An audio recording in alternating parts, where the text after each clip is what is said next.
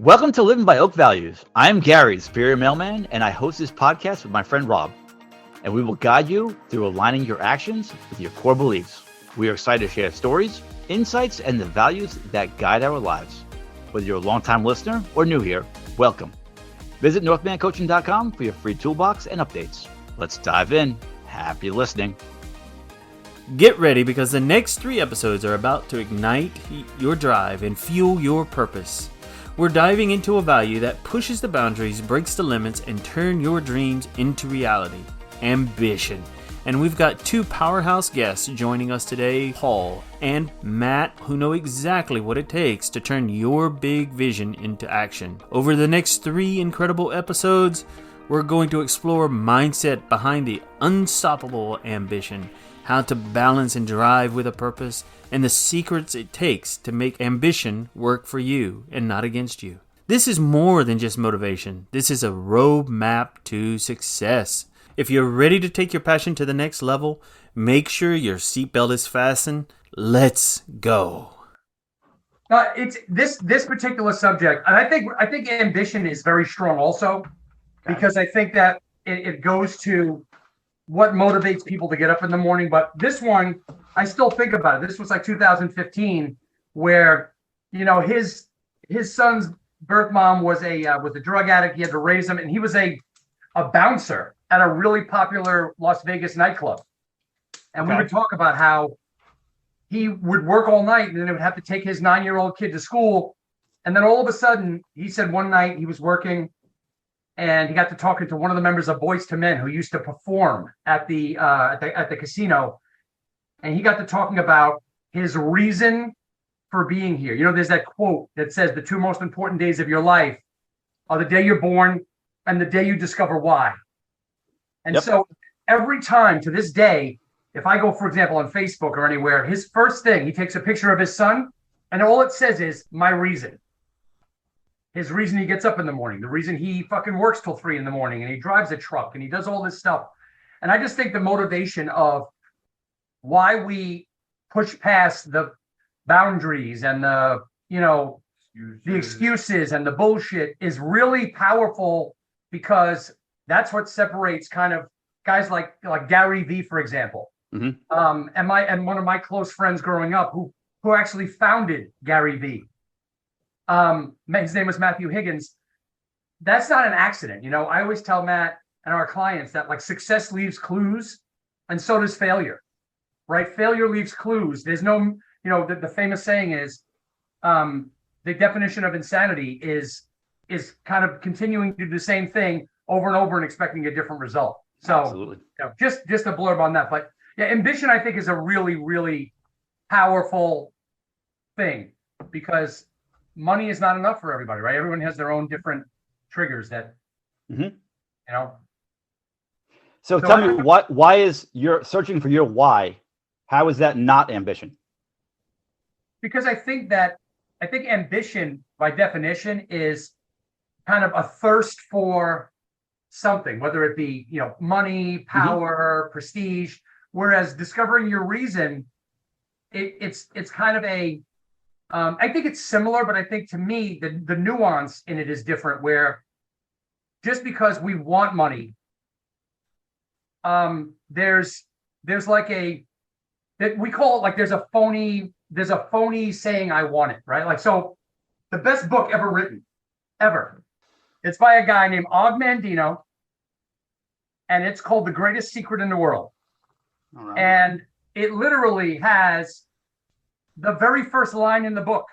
He calls out phony ambition. Literally, Who's that by? Huh? Who's it by? It's got a guy named Og Mandino. His story is amazing. Mm. And this book, the original one, is actually called The Greatest Salesman in the World. Mm-hmm. But what happened was people thought that it was only about sales. So he changed it to The Greatest Secret of the World. And in it, it has 10 scrolls of success, like things that you can do. It's amazing. It's $6, and I give it to everybody that starts to work for me. But the very first line in the book challenges you about phony ambition. Okay, so literally the first line, before you and I get started, let's have a heart-to-heart talk. I'll talk, you listen. it says, basically, then he says, all of the shit, the money's been wasted unless you're willing to give the minute just 10 minutes of your time. And he says, if I were a Nick the Greek, he basically says, you're not going to follow through. But he says, but I'm different, right? I'm different. This is going to work for me. He goes, really? If you made any New Year's resolutions, how long did you keep them? It challenges your belief system of saying, you talk all that shit about wanting it, and I'm going to do it, and I'm going to go to the gym, and I'm going to wake up at 5 a.m. But this book challenges you to follow through on that. And it really helped me a lot of times. And so, like I said, $6. I discovered it like 25 years ago. It's not even sold in the sales or anything. This is a philosophy book. Mm-hmm. And it's by Og Mandino. And if you look him up, you'll see he has amazing books, and his story is amazing. They're all great books. His story is crazy, but that was a good question though, about like what's the difference. I think it's nuanced, but like, what do you think? Well, I think that once you discover once you discover your why, then you should be ambitious to get to where you want to go. Right. I agree with that. And that's like, so like this book, for example, each of the scrolls has a title, and I'm actually going to get them tattooed in the next couple of months. Each chapter has a book. So the first one, it says this one, it says, today I begin a new life, and it's a whole thing. But my favorite 2 out of the 10 is, one of them is I will act now. And it talks about all the nonsense, like even little stuff. Like when I read this scroll, I'll be walking in the street, and you see a piece of trash on the floor and you walk past it. I'll be in the house and I'll say, yeah, I'll get that later. When I read this and remind myself, I'll literally stop and pick up something off the ground like that instant. Like, don't put it off. Don't procrastinate. Don't say I'll do it tomorrow. I'll do it later. I will act now. And the other one is I will persist until I succeed. And that one, he just has really cool stories about that. Like this one is I will persist until I succeed. And it tells this story that everybody that you tell it to can picture it, which is in the Orient, young bulls are tested for the fight arena in a certain manner. Each of them is brought to the ring and allowed to attack a picador who pricks them with a lance. The bravery of each bull is decided by how many times the bull can feel the sting of the lance and continue coming back again. In other words, how many times will you knock him down and he'll get up? Right. And it's an amazing concept to me, because I think that's life, right? But yeah, I do have a question, because that's like getting knocked down and getting back up again. But you're doing the same. What keeps you motivated and working towards your goal? You're right. You have to have. That's right. And that's where I think like the line with ambition and the reason are similar. But I think if you have a reason, it's stronger, I think. That, what I mean? Like if you, like, I know, for example, right? I know like your family is very strong, right? The Hults family, you guys are hilarious. But like the concept that you have, if, for example, you were out somewhere and someone were to disrespect your mother or put their hands on your brother, or you found out that some guy mistreated your sister, to me, that type of stuff is like, because it arouses an emotional response that might not be there for like a rational thought of the ambition portion. Like I think the emotional component of the reason is the difference between ambition and your why, maybe. Okay. You think you see what I'm saying? Like I think that might be the kind of what elevates it in my mind anyway. What do you think, Matt? I think you're right. What's he doing? He's over here scrolling on his phone, dude. Is he doing his shit with you guys? I was reading the fucking the definition of ambition. Strong desire to do or achieve. I agree with you. I think that once you find your why and ambition are two different things, but once you discover your why, then your ambition, you need to find the ambition to conquer what you want. And I agree with him. I think. And as far as Rob, what he was saying earlier about kind of like getting hit and getting back up again and getting hit again is, I think I agree. It's a lot like the definition for insanity, but it's in hopes for a better result. And I think that if you are getting stung or hit, that a different result is always a possibility. I think that might be like determination, maybe. That might be a different kind of definition. So maybe that was the wrong synonym for me, I guess. The ambition portion for me, I think, is just speaking of like the thing with dealing with Jordan and kind of growing up in that time, in that scene. Like, it's funny because like I've showed Matt, I have handwritten presentations, like sales presentations that Jordan wrote in I started in 94, so it was probably 92, handwritten. And I used to have discussions with him on why it sucked. But it worked then because he started doing the crookedness before the internet was a thing. So like I started in late 93, people still had to check their stock quotes in the damn paper. So you could tell them whatever you wanted because there was no way for them to verify. Like literally, you could manipulate the stock by the last trade that was done at 3:59 and 59 seconds. And the next day, that's what they see, whatever you manipulated it. Whereas now, information is on you. Right.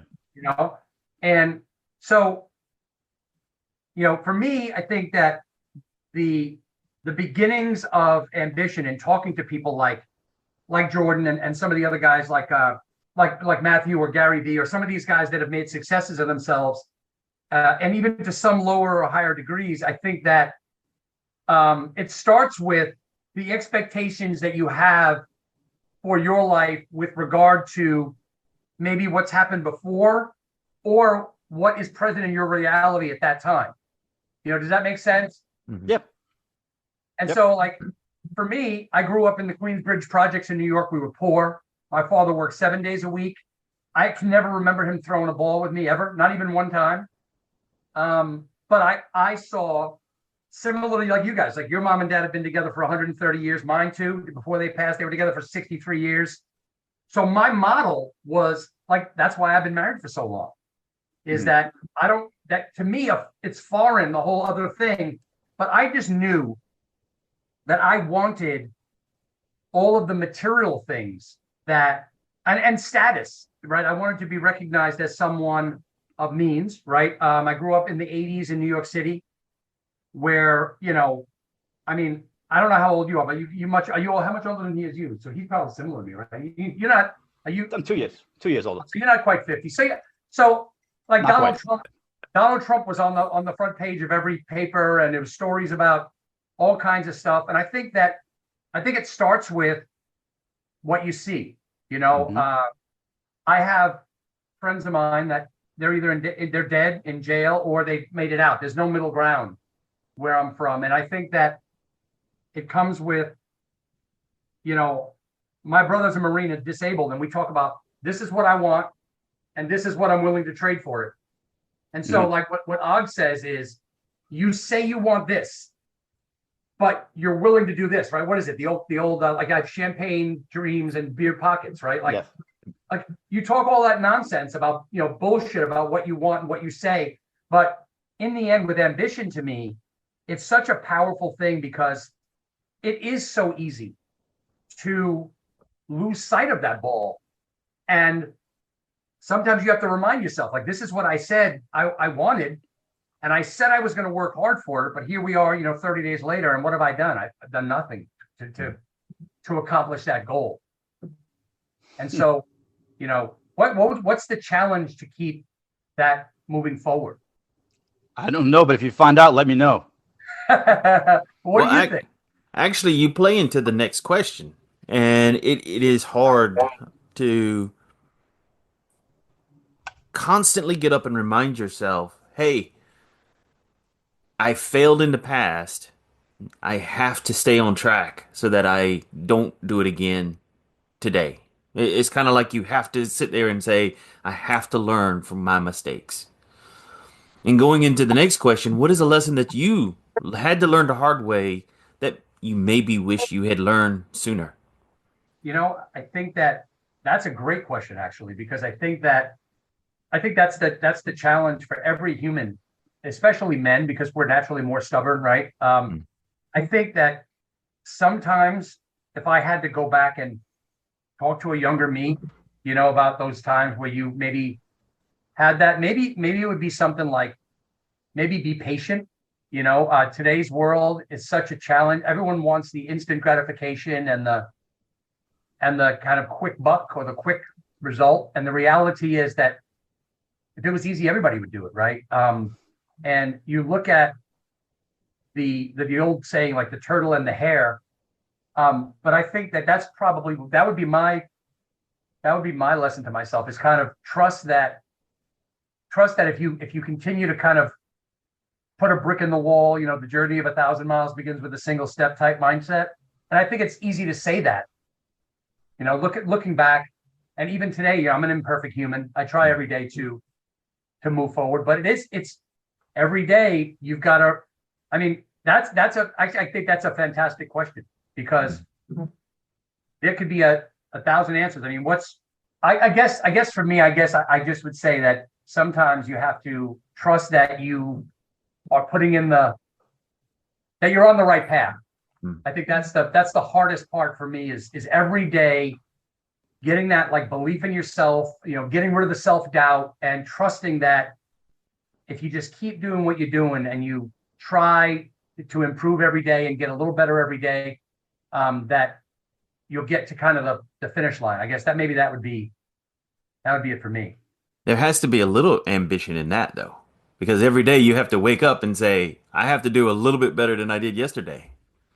So yes, and I think that's that fight that like the Og talks about, right? Like, because you see it, right, when you don't feel well, and this is that same thing about, like, I used to watch my dad. My dad broke his ankle, and he couldn't put his boot on, but at 4:30 the next morning he was gone, and that's the lesson, that you do what you have to do so that you can do what you want to do.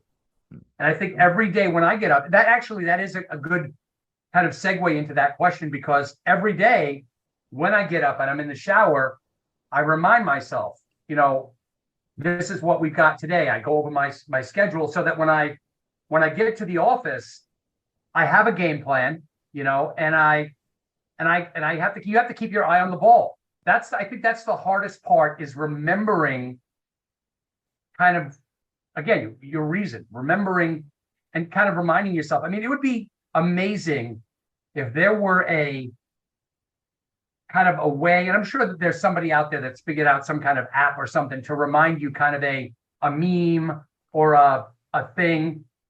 I've got all kinds of like signs around the office reminding myself of, why I'm here and what we're trying to do. And, all those famous, like, risk.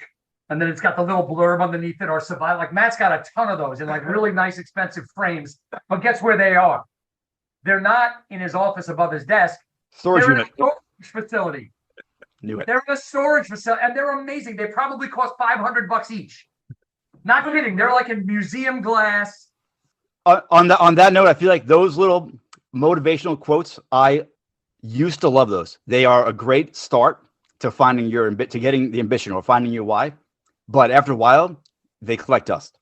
That's it. And I did have an app on my phone. I still have an app, and it sends me a reminder every few hours how great I am. And I'd never read them. I just swipe them, but gone. I haven't gotten rid of the app, but it's, like I said, it's a great start. But you have to take that and run with it to create it and make it your own. That's true. On that same tone, I think that I agree with you 1,000,000%. Like, you hang them up around the wall, and for the first couple of weeks, they're amazing. And then they're just there, right? It's almost like they become part of the furniture. I think that the most powerful thing is, and the hardest thing in my opinion, is to constantly, and obviously it's easy to just keep repeating it, like the self-affirmations and stuff that have been, everyone, all the old, farts used to say. But I think like a constant reminder that doesn't put your feet to sleep could be a very, like, for me, I know that I find that the real world reminders are very helpful for me. I see my kids on the way to work, and they come and give me a hug and say, like, everything that I do revolved around my kids were born, right? Like, I was a crazy dude in my 20s, and I mean, I was part of crazy things. Like, Matt and I talk about it all the time, but like, dude, I look back and I'm like, people think that I'm making shit up, but like, I sang with Luther Vandross, and I worked with all the movies that you can name, Boiler Room and Wolf of Wall Street. I know all of those people. Jordan Belfort used to live down the hall from me in Bay Terrace, right off the Cross Island. There's 3 buildings there. And so that was Stratton Oakmont, which was in Lake Success. It was just over the Nassau County line. Mm-hmm. And there was the whole slew of companies that came from there, right? But before him, there was another guy named, who was probably a bigger crook than him, but he got away with it because he came around before they knew it. There was a guy, I mean, I know your dad would remember. You might remember it too. There was a guy there was a place called First Jersey Securities, and he had a commercial in the late 80s, early 90s, and it was like this. When I say it, you might remember it. He used to come on and say, "At First Jersey Securities, we care. Come grow with us." And this was a guy that he realized how to manipulate the stock market. So like he had George Steinbrenner as a client, guys worth Ted Turner. And what they would say is the way they manipulated the market was they would say to you, "Hey, this stock is going to be at $12. I'm going to give you 2 million shares, but you have to sell it at $14. And then they would tell Ted Turner, "Ted, you're going to get 2 million shares at $14, but you have to sell it at $16. And they had 4 people is all they needed to do this, that were wealthy enough to cover that money. Guaranteed 2 million. And by the time the stock was at 22, they had 400 crazy young dudes selling it to the public. People like you and me and mom and dad. Hey, buy 1,000 shares at 23. And the minute they sold it, all those other super wealthy people were out of it. The stock was worth nothing, and the stock would go from 23 to 3, like that. And they didn't care because their big clients were out of it. Right. So, and those people were motivated because they were greedy and they had different. But I think if you have honor, if you have an underlying moral code, that's money. Money just makes you more of what you already are, I think. Right? Money. If you're a great person, you're going to be an amazing person. And if you're a piece of crap, you're going to be an even bigger piece of crap. Yes, I agree with that 100%. It comes down to your morals or your why. Right?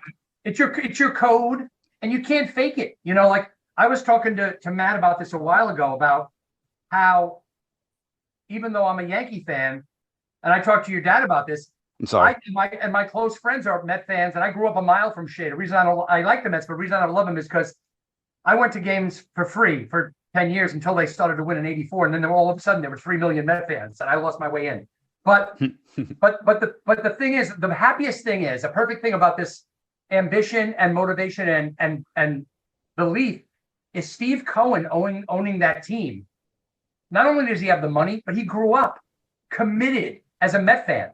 Mm-hmm. So he has more of a personal attachment to the success of that team than some other guy that's coming just to buy a franchise. And you can tell when you look at all the shit franchises in the NFL and the NBA, they go there, they buy it, and they spend just enough money so that they can say we competed, but we get to collect all the luxury tax money from the Yankees and the Dodgers and the Mets.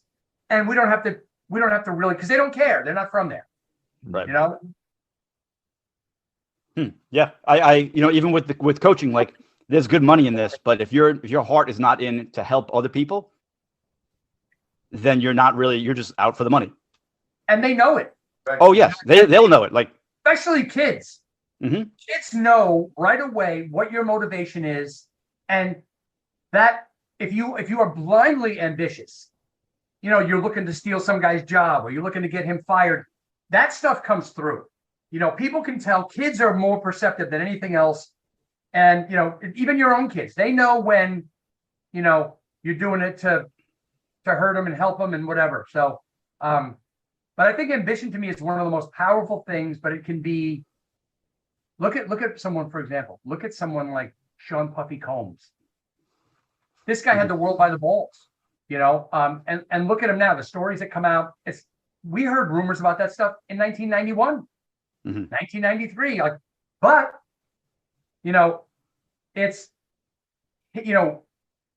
history is written by the victors, right? So it doesn't, like, people that, oh, the history books. History books are bullshit. They're written by the people that won. So they get to dictate the narrative. And so I think, like, ambition is such a powerful tool.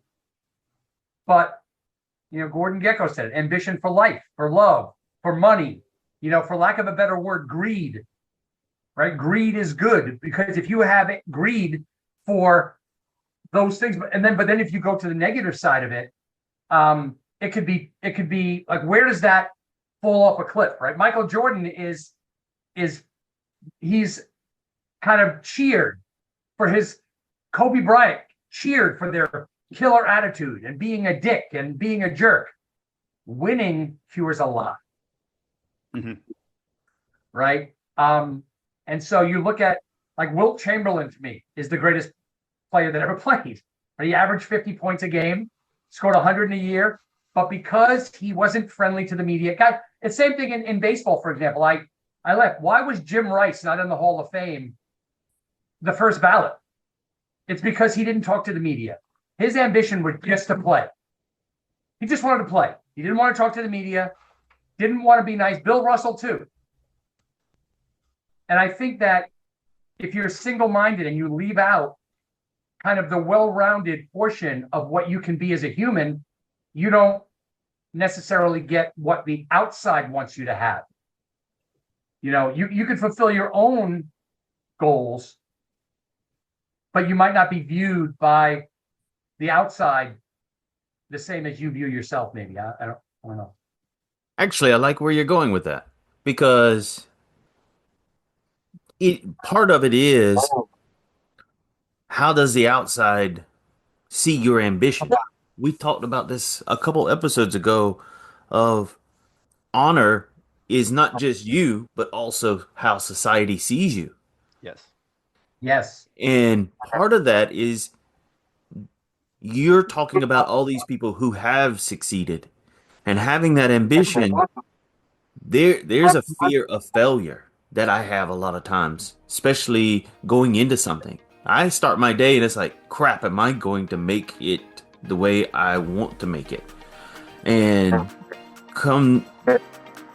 how would you tell someone, like, if you had a fear yesterday, how would you overcome it today? Well, I think that is one of the most powerful things. What you just said, I think, is the most powerful thing, particularly with men, is the self-doubt.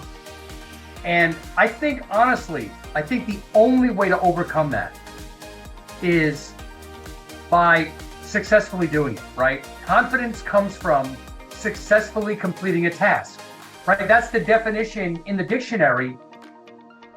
And that's a wrap for today, but trust me, we're just getting started. Over the next 2 weeks, we'll be diving even deeper into this powerful conversation on ambition with Paul and Matt, uncovering valuable insights and real-life experiences and the mindset shifts that drive success. If today's discussion sparked something in you, just wait until you hear what's coming next. So set your reminders, subscribe, and get ready, because the next 2 episodes will change, inspire, and push you to reach new heights. See you then.